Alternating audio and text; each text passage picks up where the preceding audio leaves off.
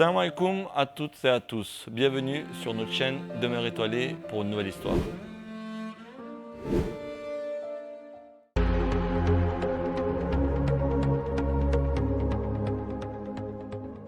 Et nous disons de suite, il fut un temps, à l'époque de notre bien-aimé prophète, que la paix soit sur lui, vivait une femme au nom de Hifa, qu'Allah soit satisfait d'elle. Avez-vous déjà entendu parler de cette femme? Elle vivait à Médine. D'ailleurs, il est dit que les femmes de Médine étaient à la fois souriantes et belles. Cependant, Hifa était très belle et souriait différemment. Elle était si chaleureuse et si sincère que les femmes l'aimaient comme un membre de leur famille. Celle qui avait un fils, un frère ou un cousin essayer de devenir une famille par alliance. Elle lui mettait la pression sans cesse pour le mariage. Les éloges faits pour Hifa se répandirent rapidement et allèrent très loin et s'entendirent de partout. Les médecins, les marchands, les vézirs, même les sultans s'alignèrent pour la demander en mariage. Cependant, elle rejeta même un empereur comme Nejashi et ne souhaita que l'approbation et la satisfaction d'Allah. Mais les prétendants étaient persistants. Certains posèrent des tapis sous ses pieds, d'autres des bijoux. Imaginez-vous, il y en avait même qui ont amené 100 chameaux rouges, ce qui peut être l'équivalent de 100 voitures haut de gamme aujourd'hui, et les ont attachés à sa porte.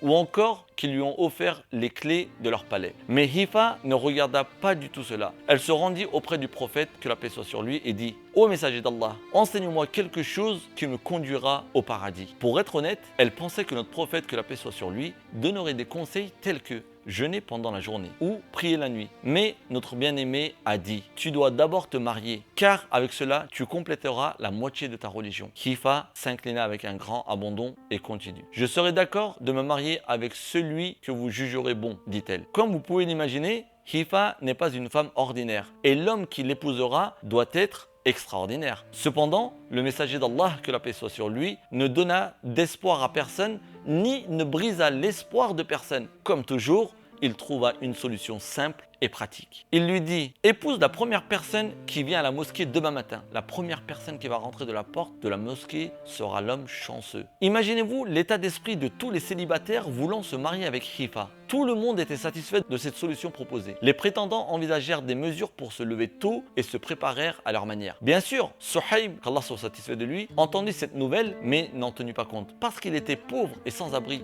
Il n'avait pas de maison et pouvait à peine se nourrir. Tantôt, il se trouvait sous les arbres, tantôt il se réfugiait dans l'ombre des murs de la mosquée. Malgré sa grande taille, il était si faible qu'il tenait à peine debout. Une personne que très peu de filles pouvaient accepter en mariage. Donc, pour les frères et sœurs qui ont du mal à se marier à cause de leur situation économique ou leur corpulence, ne soyez pas déçus, car même à l'époque de notre prophète, que la paix soit sur lui, c'était la même épreuve. Mais regardez le destin. Cette nuit-là, Allah le Tout-Puissant donna à tous les compagnons un profond sommeil. Les prétendants de Hifa ont succombé à la lourdeur qui leur tombait dans les yeux. Notre prophète, que la paix soit sur lui, vient à la mosquée comme il le faisait toujours et attendit le compagnon chanceux avec une grande curiosité. En effet, une ombre grandit sur le seuil de la mosquée et Suhaib entra. Après la prière, le messager d'Allah, que la paix soit sur lui, appela Hifa et rapporta le résultat. Hifa, radiallahu anha, l'a accepté avec un grand respect. Suite à cela, notre prophète, que la paix soit sur lui, prononça un beau sermon et ils réalisèrent un contrat de mariage. Puis il se retourna vers le compagnon chanceux et dit « Ô Suhaib, achète un cadeau pour ta femme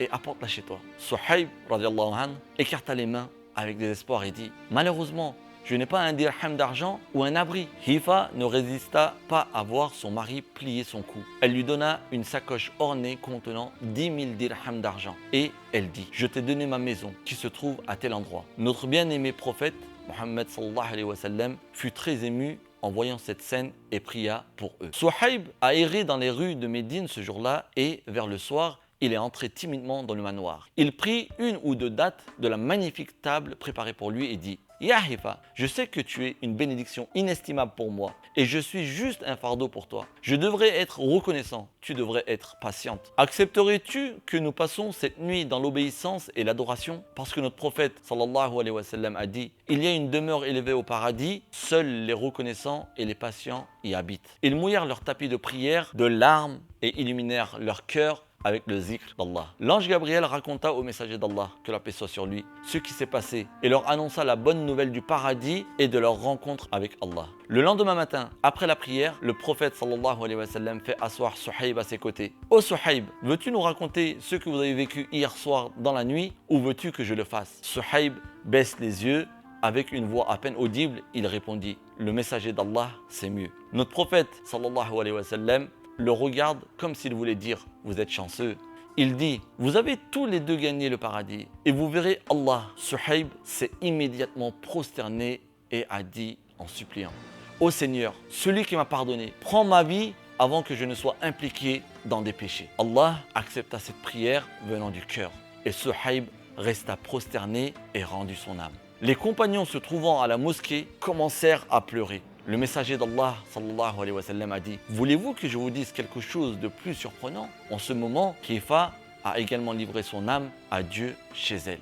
Notre bien-aimé prophète sallallahu alayhi wa sallam dirigea leur prière mortuaire. Ils les enterrèrent tous les deux côte à côte dans la tombe. Une petite planche de bois sera fixée aux extrémités de leur tête. Ils écrivirent Suhaib des reconnaissants à l'une d'eux et à l'autre Hifah des patientes. J'en profite pour faire un rappel qui me semble primordial à tous les parents, mais également aux célibataires, hommes comme femmes. Aujourd'hui, faire un mariage est rendu très difficile et très coûteux à cause des attentes d'un côté ou de l'autre. Et cela complique la tâche des jeunes. Par contre, l'illicite, vous comprenez de quoi je veux parler, est pas cher, voire gratuit, et très facile à atteindre. Ne tombons pas dans ce piège et rendons le mariage simple comme vous venez de l'écouter avec l'exemple de Hifah et Suhaib radiallahu anhum. Je lance un message d'alerte à toute la communauté musulmane pour remédier à ce problème qui risque de déstabiliser la société dans laquelle nous vivons et vous rappelle ce hadith. D'après Abu Huraira, qu'Allah l'agrée, le prophète sallallahu alayhi wa sallam a dit « Si se présente à vous celui dont vous êtes satisfait de sa religion et de son comportement, alors mariez-le. Si vous ne le faites pas, cela va entraîner le désordre sur la terre et une grande perversion. » J'espère que ce message d'alerte serait compris par toutes et tous et atteindra un maximum de personnes afin que la société garde sa stabilité et qu'on évite justement ce désordre. Je termine avec cette invocation, qu'Allah nous permette de trouver l'amour de notre vie qui nous permettra de gagner le paradis